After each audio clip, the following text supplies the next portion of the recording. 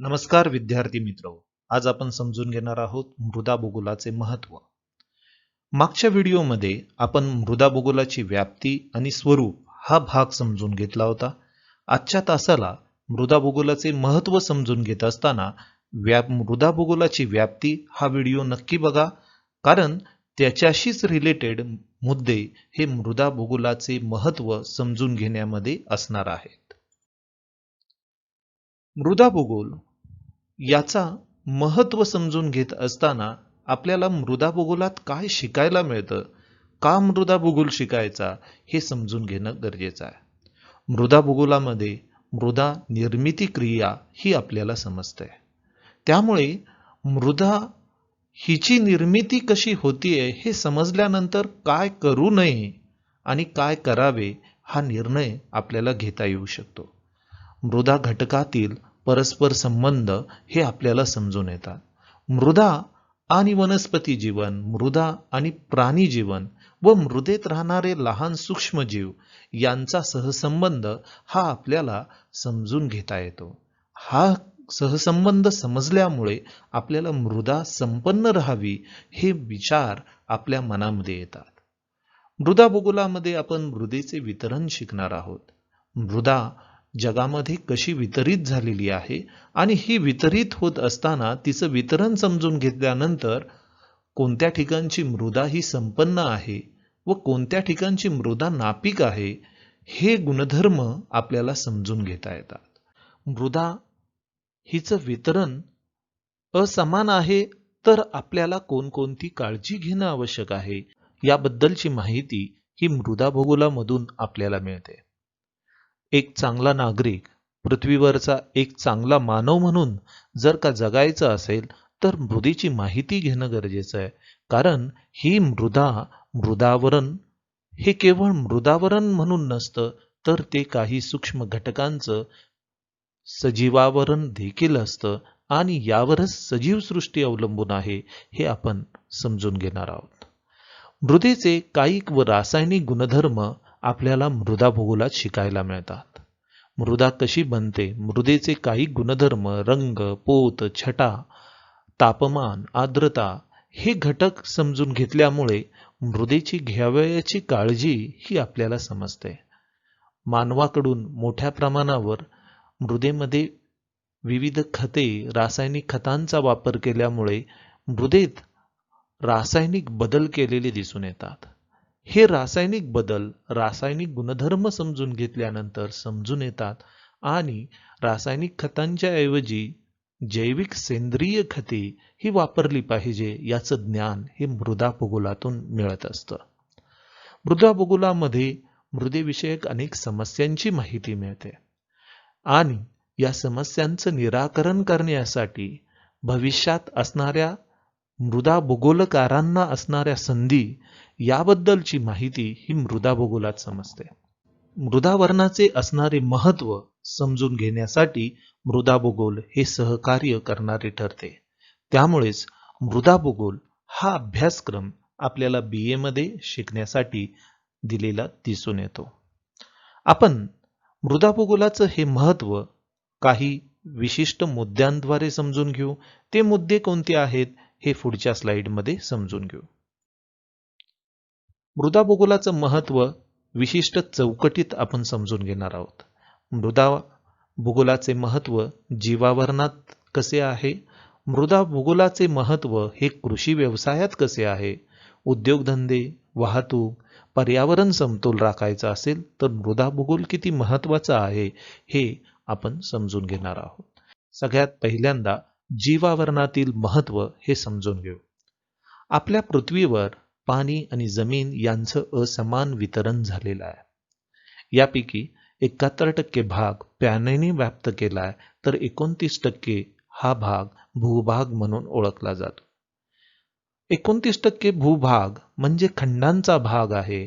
हा खंडांचा असणारा भाग हा 100% मानला तर त्यापैकी 31% क्षेत्र थंड व उष्ण वाळवंटी प्रदेशांनी व्याप्त केलाय, की ज्या ठिकाणी आपल्याला वनस्पती जीवन अथवा जीवावरण उदयास आलेलं दिसून येत नाही, किंबहुना जीवावरण चांगल्या पद्धतीने वाढावं अशी अनुकूल परिस्थिती तेथे नाही. 30% क्षेत्र हे पर्वतीय क्षेत्र, डोंगराळ क्षेत्र किंवा जंगलाखालील क्षेत्र आहे की ज्यामुळे मानवाला शेती करणे हे होत नाही किंवा शेतीसाठी तो प्रदेश अनुकूल नाही.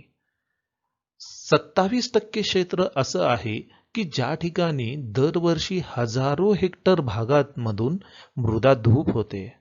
मानव हा मोठ्या प्रमाणावर प्रदूषण करतोय आणि ती मृदा ही प्रदूषित झालेली आहे. काही ठिकाणची मृदा शारपड झालेली आहे तर काही ठिकाणी पाणथळीकरण आहे. वाढते नागरीकरण यामुळे देखील शेतीयोग्य क्षेत्र हे नागरी क्षेत्रामध्ये किंवा वसाहती क्षेत्रात हे रूपांतरित झालेले दिसून येते. या सगळ्यांची बेरीज केली तर 88% पृथ्वीवरील खंडांवरील क्षेत्र हे शेतीसाठी योग्य नसलेलं दिसतं. म्हणजेच भूभागापैकी केवळ 12% भाग किंवा 12% मृदा क्षेत्र हे सजीवांच्या अन्नाची गरज भागवत असलेले दिसून येते.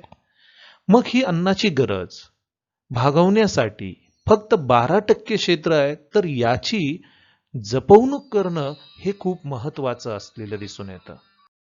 संपूर्ण पृथ्वीचा विचार केला असता शेतीसाठी योग्य असे केवळ 12% क्षेत्र म्हणजेच मृदा क्षेत्र अवलंबून आहे. या मृदावरणापैकी 39% भाग एशिया म्हणजे आशिया खंडात आहे, 17% भाग आफ्रिका खंडात आहे, 15% भाग हा युरोप खंडात आहे, तर 15% भाग हा उत्तर अमेरिकेत आहे, 10% क्षेत्र हे दक्षिण अमेरिकेत आहे, तर मध्य पूर्व देशांमध्ये केवळ 4% क्षेत्र शेतीसाठी अनुकूल आहे. यावरून आपल्याला समजतंय की आपल्या भारतामध्ये आशिया खंडामध्ये जगातील सर्वात जास्त शेतीयोग्य क्षेत्र आहे. मात्र या आशिया खंडातच जगाची जवळजवळ 60% लोकसंख्या केंद्रित झालेली आहे आणि या 60% लोकसंख्या हिचा पूर्ण भार या मृदा क्षेत्रावर आहे की ज्या मृदा क्षेत्रातून अन्नधान्याची गरज ही पिकांमार्फत भागवली जाते.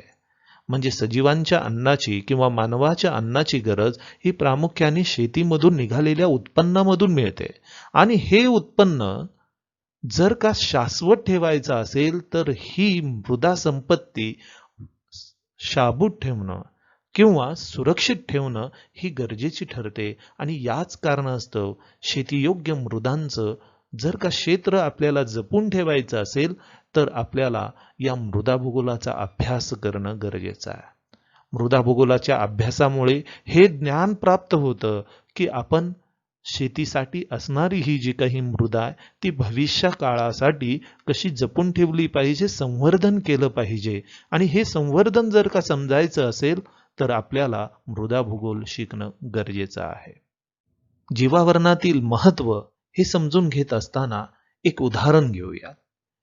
1 चमचा मातीमध्ये 1 कोटीहून अधिक जीवजंतू हे अधिवास करत असतात. त्यांचं ते निवासस्थान आहे. सूक्ष्म जीवजंतू या ठिकाणी कायमस्वरूपी राहत असतात. म्हणजे मृदा हे केवळ कायिक किंवा प्राकृतिक घटक नाही तर तो सजीव घटक आहे, सचेतन घटक आहे. या सचेतन घटकामध्ये अनेक सूक्ष्म जीवजंतू हे राहत असतात आणि या राहण्याच्या क्रियेमधून ते मृदेची संपन्नता देखील वाढवत असतात. वनस्पती जीवनास आधार देण्याचं काम हे मृदेमार्फत होत असतं. मृदा आहे म्हणूनच वनस्पती जीवन आहे. वनस्पतींना आवश्यक असणारं पाणी किंवा पोषण मूल्य यांचा पुरवठा करण्याचं कार्य हे मृदांमार्फत होत असतं. म्हणून या मृदांना जपून ठेवणं, त्यांची योग्य ती काळजी घेणं हे गरजेचं आहे. कारण जर मृदा संपन्न असेल, चांगल्या गुणधर्माची असेल तर चांगल्या गुणधर्माचे अन्नधान्य हे आपल्याला मिळेल आणि आपण दीर्घकाळ जगू. म्हणजे आपल्याला जर जास्त जगायचं असेल तरी देखील मृदा ही जपली पाहिजे हे आपल्याला मृदा भूगोलातून समजतं. मृदा भूगोलामधून प्राणी जीवन हे मृदेवर अवलंबून आहे याची माहिती मिळते. कारण प्राणी अप्रत्यक्ष प्रत्यक्षपणे मृदेतून निघालेलं किंवा उगवलेलं जे काही जीवावरण आहे, वनस्पती जीवन आहे, यावरच अवलंबून असतं. म्हणून प्राणी जीवन किंवा जैवविविधता टिकवायची असेल तरी देखील मृदा ही चांगल्या पद्धतीने सांभाळणं गरजेचं आहे. म्हणूनच मानवी अन्नाची गरज भागविण्यासाठी आपल्याला मृदावरण किंवा मृदा हा घटक जपून ठेवणं गरजेचं आहे. मृदा भूगोलाचा अभ्यास करणं गरजेचं आहे, हे समजून येतं. मृदेशी निगडीत अनेक उद्योगधंदे व व्यवसाय चालतात. खाणकाम यासारखा व्यवसाय हा मृदेशी निगडीत आहे. मौल्यवान धातू, सोने, युरेनियम, प्लेटिनियम यासारखे धातू हे मृदेतूनच मिळतात. परिणामी अशा या खाणकाम व्यवसायाची जी काही भरभराट आहे ती मृदेवर अवलंबून असते. मृदे खाणकामाशिवाय शेती हा व्यवसाय हा देखील मृदेवरच अवलंबून आहे. मृदा चांगली तर शेती व्यवसायात भरभराट चांगली. त्यामुळेच मृदा ही शेती व्यवसायाची गुरुकिल्लीच म्हटली पाहिजे किंवा मृदा ही शेती व्यवसायाचा पाया म्हणून समजलं पाहिजे. या व्यतिरिक्त विटांची निर्मिती करणे, शोभेच्या वस्तू निर्माण करणे यासारखे व्यवसाय हे मृदेवर अवलंबून असतात. या मृदांच्या व्यवसायामधून या मृदांपासून बनवलेल्या शोभेच्या वस्तू आणि विटा यांची मागणी ही दीर्घकाळापासून आहे. मानवाने स्वतःसाठी निवारा तयार करण्यासाठी पहिला जो काही आधार घेतला तो आधारच मुळातच या मृदेचा असलेला दिसतो आणि माणूस जन्माला आला तरी देखील या मृदांचाच आधार घेतो आणि मृत्यू जरी झाला तरी या मृदांमध्येच समाविष्ट होतो. म्हणजेच मृदा ही सजीवावरणामध्ये मानवाला नव्हे तर प्राणी जीवन किंवा वनस्पती जीवनाला सामावून घेणारी आहे. अशा या मृदांमध्ये शोभेच्या वस्तू तयार करण्याची व्यवसाय देखील आपल्याला प्रत्येक गावागावात असलेले दिसून येतात. पूर्वी आपल्याकडे 12 बलुतेदार असायचे. या 12 बलुतेदारांपैकी कुंभार व्यवसाय हा देखील एक व्यवसाय होता आणि या व्यवसायामधून तो त्याची उपजीविका करत होता. म्हणजेच ही मृदा आपल्याला अशा उपजीविका तयार करण्यासाठी देखील मदत करत असते. या मृदांची संपन्नता टिकावी म्हणून मोठ्या प्रमाणावर खतांची गरज भासते. जगात खते निर्मिती करण्याचा व्यवसाय हा सध्याच्या काळात तेजीस आला आहे. रासायनिक खतांचे दुष्परिणाम हे मानवाला दिसू लागले आहेत. त्यामुळे जैविक आणि सेंद्रिय अशा खतांची निर्मिती ही आत्ताच्या काळाची गरज आहे. ही गरज समजून सांगण्याचं काम मृदा भूगोल करतं आणि म्हणूनच मृदा भूगोलाच्या अभ्यासक्रमात गांडूळ खते निर्मिती प्रकल्प याचा देखील भाग समाविष्ट केलेला दिसून येतो. म्हणून मृदा भूगोलाचे हे महत्त्व हे देखील असलेले दिसून येते. मृदा भूगोलामध्ये आपल्याला शिकायला मिळतं की कीटकनाशके यांची निर्मिती कशी करावी. कीटक जरी मृदेमध्ये असतातच त्याचबरोबर वनस्पतींवर देखील असतात. काही कीटक मित्र कीटक असतात. ते मित्र कीटक हे सूक्ष्मपणे अभ्यासणं गरजेचं असतं, कारण सगळेच कीटक हे आपल्याला घातक असलेले दिसून येत नाही. काही कीटक हे मृदेमध्ये राहत असतात, त्यामुळेच मृदेमध्ये सेंद्रिय घटकांचा पुरवठा होत असतो. त्यामुळेच सेंद्रिय घटक जर का चांगल्या पद्धतीने उपलब्ध हवे असतील तर काही कीटक व मित्र कीटक हे आपण तयार केले पाहिजेत आणि कीटकनाशकांमध्ये त्यांचा समावेश केला पाहिजे. अशा या कीटकनाशकांचा व्यवसाय हा समजून घेण्यासाठी देखील मृदा भूगोलाचा अभ्यास गरजेचा आहे. मृदा परीक्षण करणे हा देखील सध्याला व्यवसाय आहे. भारतामध्ये मोठ्या प्रमाणावर आता शेतकरी हे जाणकार झालेले आहेत. मृदेंचं परीक्षण करतात आणि त्याच्यानुसार खतांच्या मात्रा ठरवतात. अशा मृदांच्या परीक्षणासाठी लागणारी यंत्र निर्मिती करणे आणि या यंत्रांचा व्यवसाय करणे हा देखील मोठ्या प्रमाणावर व्यवसाय असलेला दिसून येतो. शेती व्यवसायासाठी लागणारी जी काही विविध उपकरणे आहेत ही मृदेशी निगडीत आहेत. मग त्यामधील नांगर असू दे किंवा ट्रॅक्टर असू दे यांचा सहसंबंध मृदांशीच येत असतो. म्हणजे मृदा आणि अशा विविध यंत्रांच्या निर्मितीचा व्यवसाय हा जवळचा असलेला दिसून येतो. प्रत्येक मृदांची यंत्रसामुग्री ही वेगवेगळी असते. खडकाळ प्रदेशात वापरण्यात येणारी यंत्रे आणि सुपीक मैदानी खोऱ्यामध्ये गाळाच्या मैदानी प्रदेशात वापरण्यात येणारी यंत्रे यात फरक असतोच. हा फरक समजून घेऊन तेथील उद्योगधंदे उभारायचे असलेले दिसून येतात. त्यामुळे या यंत्रसामुग्री निर्मितीचा आणि मृदा भूगोलाचा जवळचा संबंध असलेला दिसून येतो. सध्याला मोठ्या प्रमाणावर मृदाविषयक सल्ला देण्याची केंद्रे देखील उभी आहेत. हे सल्ला व मार्गदर्शन फक्त फिजिकली भेटून होतंय असंही नाही, तर काही विविध सॉफ्टवेअर कंपन्या देखील या व्यवसायामध्ये उतरलेल्या आहेत. आपण व्याप्ती हा भाग समजून घेत असताना IBM या कंपनीचं उदाहरण देखील समजून घेतलं होतं. त्यांना देखील मृदा भूगोलाचे महत्त्व पटलेलं आहे. म्हणूनच अशी नवनवीन प्लॅटफॉर्म सॉफ्टवेअर्स हे ते कंपन्या निर्माण करत आहेत आणि यामुळेच मृदा भूगोलाचे महत्त्व हे दिवसेंदिवस वाढत असलेले दिसते. मृदा भूगोलाचे महत्त्व हे कृषी व्यवसायात मोठ्या प्रमाणावर आहे. सध्याला लोकसंख्या ही जगाची वाढतच आहे. भारत, चीन यासारख्या देशामध्ये तर जगाची 60% लोकसंख्या ही राहत असलेली दिसून येते. या लोकसंख्येच्या तुलनेमध्ये उपलब्ध असणारे कृषी क्षेत्र किंवा मृदा क्षेत्र हे मात्र लोकसंख्येबरोबर वाढत नाही. त्यामुळे असलेल्याच मृदांमधून मानवी अन्नाची गरज भागवणं हे आवश्यक ठरतं. म्हणून सध्याला जर का आपण मृदा आणि कृषी उत्पन्नाचा इतिहास या दोघांचा आढावा घेतला तर 1985 सालानंतर मृदेमधून दर हेक्टरी मिळणारं उत्पादन हे जवळपास चौपट झालेलं दिसून येतं.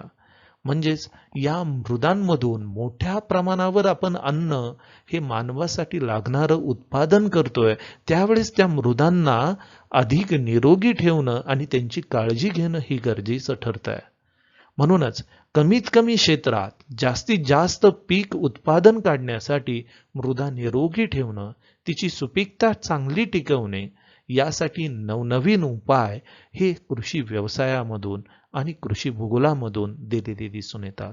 पिकांची फेरपालट, पिकांचे सहचार्य ही याचीच उदाहरणे आहेत. याचबरोबर मृदांचं परीक्षण करून पिकांची निवड करणे व त्यांचा मृदांचा सूक्ष्म अभ्यास करून तेथील क्षेत्र कोणत्या पिकासाठी चांगले आहे हे ठरवणे ही आता काळाची गरज आहे. यामुळेच मृदा भूगोलाचा अभ्यास हा सातत्याने वाढत असलेला दिसून येतो. मृदा भूगोल आणि पर्यावरण समतोल यांचा अधिक महत्त्व असलेलं दिसून येतं. पर्यावरण संतुलनासाठी मृदा भूगोलाचे महत्त्व हे अधिक आहे. कारण सध्याला मोठ्या प्रमाणावर मृदाधूप ही जागतिक समस्या आपल्याला जाणवून येते. मृदेतून मोठ्या प्रमाणावर सुपीक थर हे निघून जातात आहेत. पोषक मूल्ये ही वाहते पाणी किंवा वारे यांच्या मार्फत निघून चालले आहे. यामुळे मृदेत धूप कमीत कमी कशी होईल, ती कशी रोखता येईल याविषयी मार्गदर्शन हे मृदा भूगोलातून मिळते. यामधून पर्यावरण समतोल राखण्याचा प्रयत्न केला जातो. मानव प्रगती करत असताना विविध कारखाने आणि विविध उद्योगधंदे त्याने उभारले. यामधून मानवाकडून मोठा मृदाच्या दृष्टिकोनातून आघात झालेला दिसतो, ते म्हणजे मृदा प्रदूषण. शारपड मृदा, पाणथळीकरण असणाऱ्या मृदा, वाळवंटीकरण, हवामानातील बदल यामुळे मृदा मोठ्या प्रमाणावर पर्यावरणाच्या दृष्टिकोनातून असमतोल असणाऱ्या बनल्या आहेत. मृदा घट्ट होणे ही क्रिया वारंवार घडत असलेली दिसते. मानव मोठ्या प्रमाणावर यांत्रिकीकरण करतोय. यामुळे देखील मृदा घट्ट होण्याची समस्या ही निर्माण होतीये. परिणामी अशा मृदांची जर का संवर्धन करायचे असेल तर मृदा भूगोल याचे महत्त्व अधिक असलेले दिसते. वाढते नागरीकरण यामुळे मोठ्या प्रमाणावर मृदेची समस्या ही वाढत असलेली दिसते. या सगळ्या समस्यांचं निराकरण करायचं असेल तर मृदा भूगोलाचा अभ्यास हा गरजेचा ठरतो. मृदा संवर्धनासाठी आणि मृदेचं व्यवस्थापन व्यवस्थित करण्यासाठी आपल्याला मृदा भूगोलाचा अभ्यास करणे गरजेचे ठरते. मृदा समतोल राखणं म्हणजे काय? तर मृदेची व्याख्या यापूर्वीच्या लेक्चरमध्ये आपण समजून घेतली. 25% पाणी, 25% हवा, 45% खनिजे आणि 5% सेंद्रिय घटक. ही संरचना जर का टिकवायची असेल तर मृदा भूगोल हा अभ्यासला पाहिजे, कारण यामधून मिळणारं ज्ञान हे पर्यावरण समतोलासाठी, चांगले नागरिक घडवण्यासाठी, सजीव सृष्टीमध्ये मृदेचं महत्त्व पटवून देण्यासाठी उपयोगाची ठरते. आणि त्यामुळेच मृदा भूगोलाचे महत्त्व हे प्राकृतिक भूगोलात व भूगोलाच्या अभ्यासात महत्त्वाचे ठरलेले दिसते. धन्यवाद.